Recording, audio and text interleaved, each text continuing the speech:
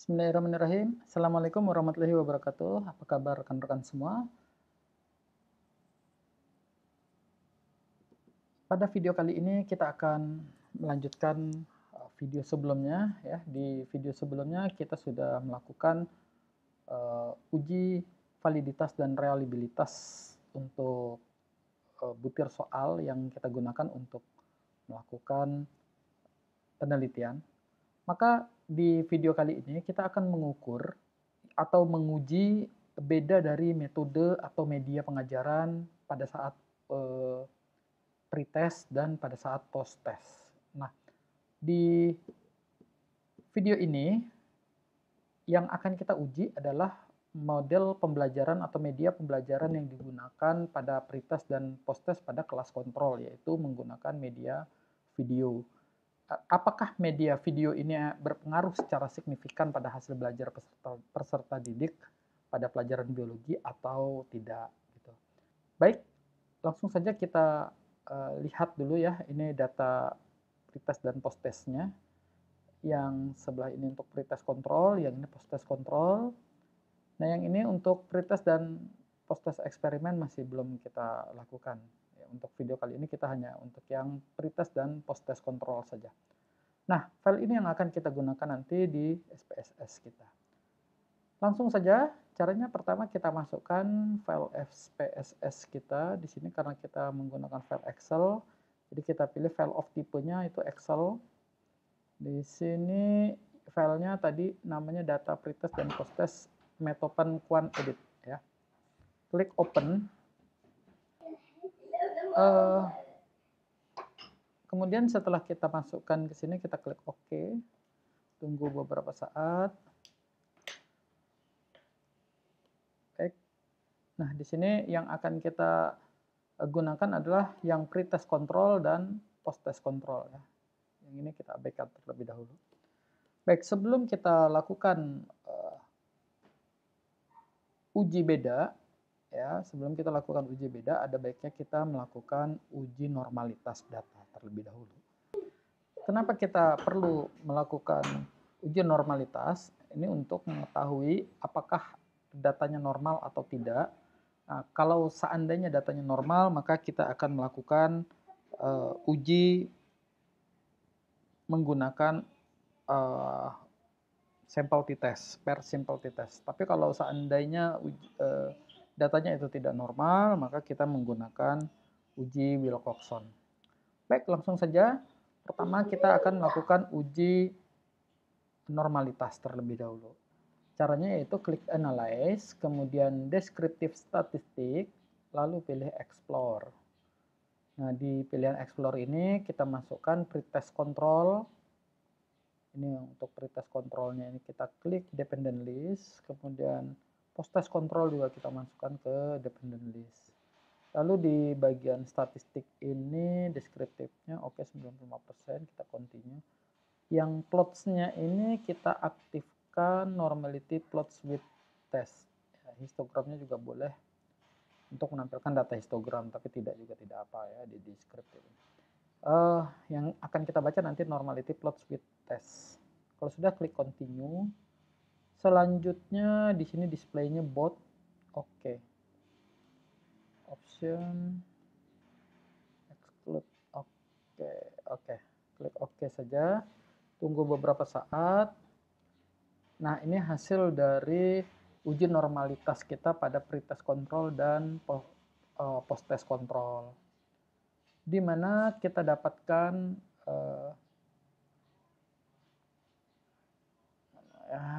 ini dia nilai signifikan dari test of normality-nya. Tabelnya disajikan seperti ini.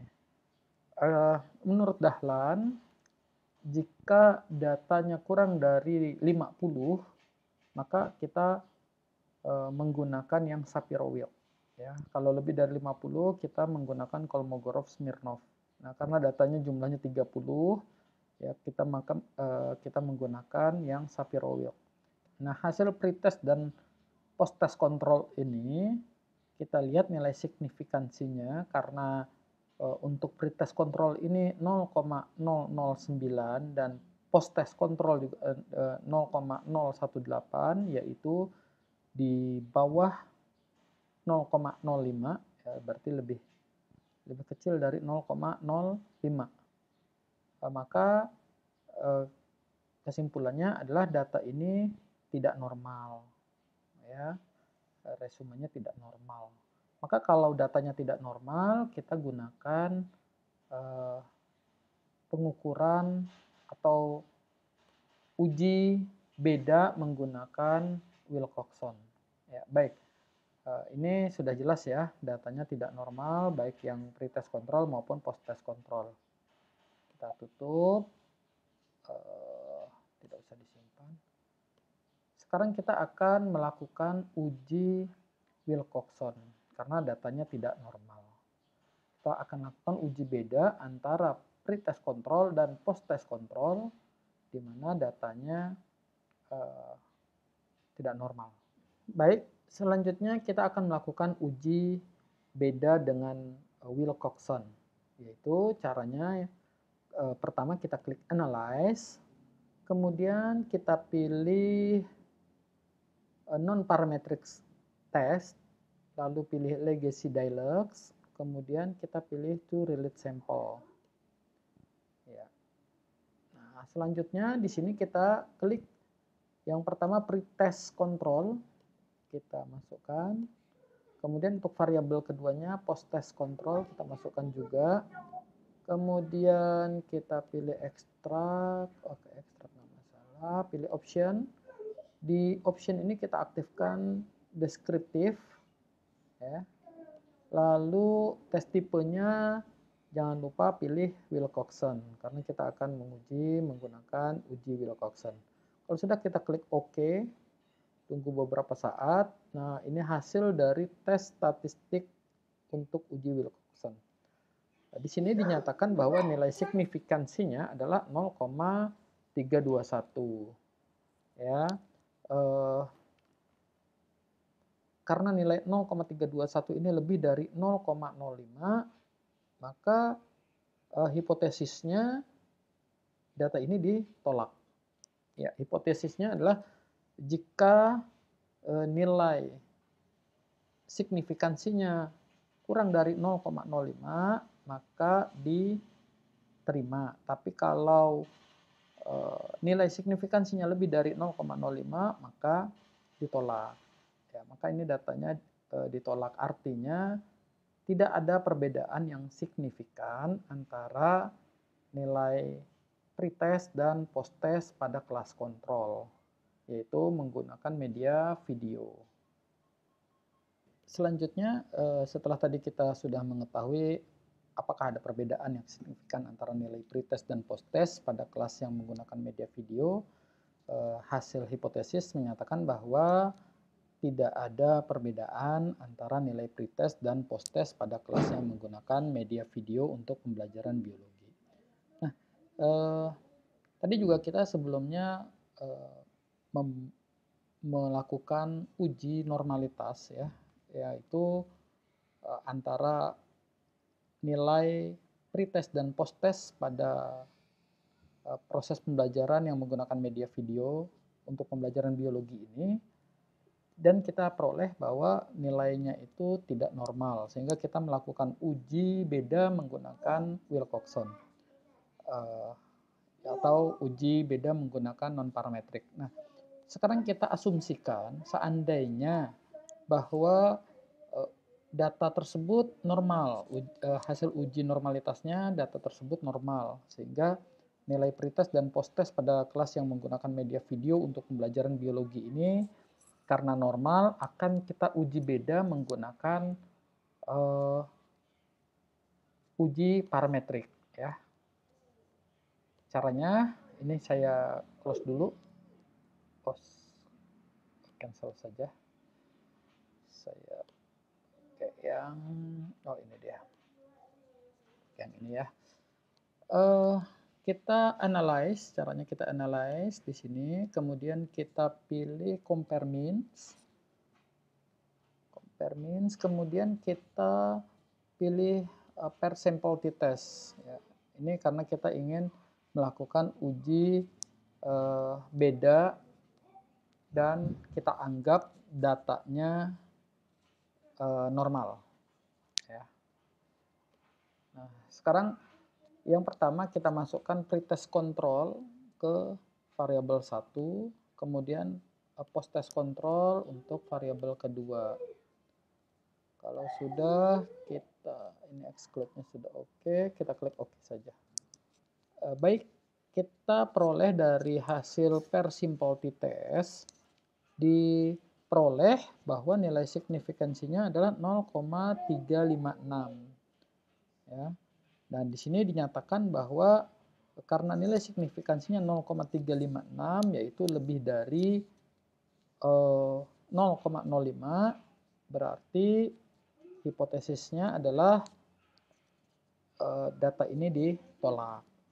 Berarti sama ya antara yang Wilcoxon maupun per t-test itu sama, datanya ditolak. Nah, sekarang sudah jelas di sini dari pertanyaan yang kedua ini, apakah ada perbedaan yang signifikan antara nilai pretest dan post-test, baik menggunakan Wilcoxon maupun per t-test, dua-duanya datanya ditolak.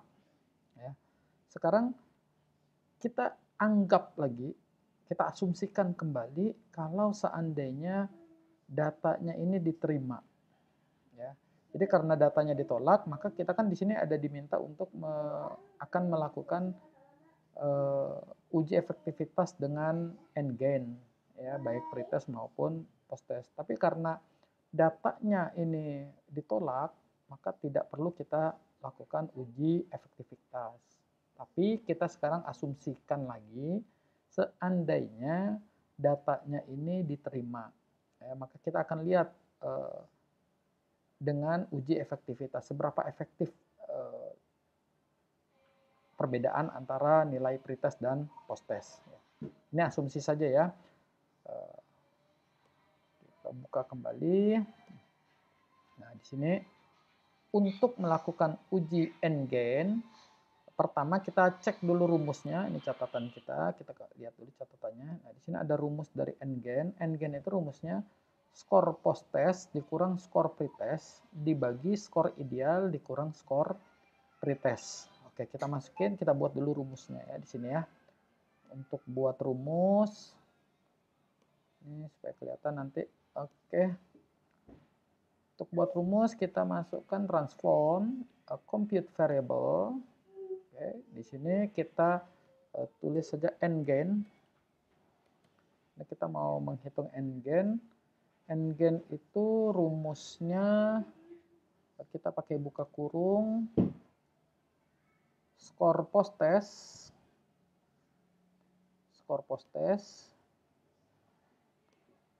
masukkan dikurang skor pretest dikurang skor pretest. Ini kita masukkan di sini. Kemudian dibagi skor ideal itu kan 100 ya, 100 dikurang skor pretest, masukkan kembali skor pretest. Ini bagusnya kita kasih kurung lagi ya. Kasih kurung aja. Dikurang skor pretest. Oke, skor pretest lagi di sini kita masukkan lagi. Oke, kita cek kembali sebelumnya. Post test control dikurang pretest control dibagi 100 dikurang pretest. Post test dikurang pretest, ideal dikurang pretest. Oke, benar ya, ada ya. Kalau sudah kita klik OK. Oke. Sudah compute n-gain, oke. Sekarang kita lihat di data. Oke, ini n-gainnya sudah ada. Wah, ini nilainya negatif semua. Oke, sekarang kita buatkan lagi satu variabel kembali untuk persen n-gain. Caranya klik transform, kemudian compute variable. Kita buat di sini persen. N-gain persen deh, n-gain persen. N-gain persen berarti ini kita hapus, kita masukkan n-gain dikali 100. Oke. Oke, sudah compute. Kita lihat di sini compute n-gain persen. Oke, kita lihat di sini hasilnya n-gain persen ya. Jadi sudah ada datanya. Setelah kita buat n-gain dan n-gain persen, kita deskriptifkan. Caranya klik analyze, kemudian pilih deskriptif statistik, lalu pilih deskriptif. Apa yang akan kita deskriptifkan adalah n-gain dan n-gain persen. Masukkan, kemudian kita klik OK. Oke, di sini nih ya nilainya, deskriptifnya ya untuk n-gain. Di sini yang dilihat adalah nilai rata-ratanya. Ya, di sini kan nilai rata-ratanya negatif ya dua-duanya. Ini karena tadi datanya tidak ada beda atau ditolak ya, resumenya tadi ditolak, jadi tidak ada beda, maka mean-nya itu negatif. Kalau ini kita asumsikan seandainya n-gain-nya itu diterima, seandainya bedanya itu ada ya diterima, maka mean-nya ini pasti hasilnya positif. Nah, bagaimana cara membacanya? Ini misal ya, misal kita anggap n-gain-nya itu positif 0,22 ya, 0,22. Maka kita cek di sini kalau seandainya 0,22. Jadi kalau gain-nya itu kurang dari 0,22 kan, kurang dari 0,3, kategorinya rendah. Ya. Di sini apalagi negatif ya. Negatif berarti sangat rendah ini skor dari gain-nya. Kemudian kita lihat juga kategori tafsiran, efektivitas n-gain. Untuk melihat kategori tafsirannya, kita lihat di sini mean-nya negatif 22. Kita anggap juga positif 22 ya. Kita anggap positif 22,27. Maka kalau 22 itu juga di sini presentasinya adalah kurang dari 40 ya. Jadi ini kita tadi saya kecilkan sedikit yang ini ya, biar terlihat. Ini sih kecilkannya. Oke, gini. Oke, nah, terlihat. Jadi karena yang pertama tadi n-gain-nya yang atas ini nilai n-gain, pembagian skornya. Kalau rata-ratanya itu 0,22 ini kan kita anggap misal positif, berarti di bawah dari 0,3. Kategorinya adalah rendah. Kemudian kalau seandainya kita anggap juga n-gain persennya ini adalah positif, maka 22,27 atau 22,2796 masuk ke dalam kategori tafsiran efektivitas n-gain yang bagian tidak efektif ya, karena dia kurang dari 40%. Ya, 22 itu kurang dari 40%. Kira-kira demikian hasil dari tafsiran efektivitas n-gain-nya ya. Baik, sampai di sini dulu. Nanti akan kita lanjutkan pada video berikutnya. Wassalamualaikum warahmatullahi wabarakatuh.